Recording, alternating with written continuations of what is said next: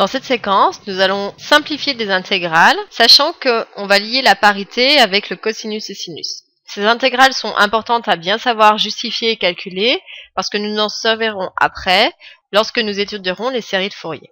Donc cette fois-ci, nous sommes dans un contexte où la fonction f donnée, elle va être impaire.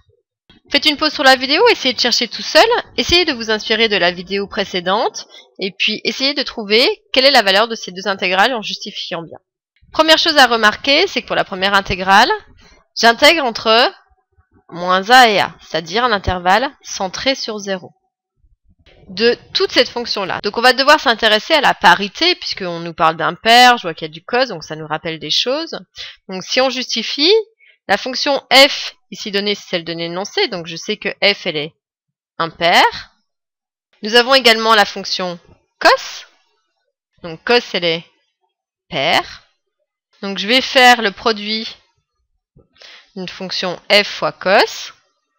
Donc impair fois pair, je vais récupérer une fonction qui est impair, moins par plus.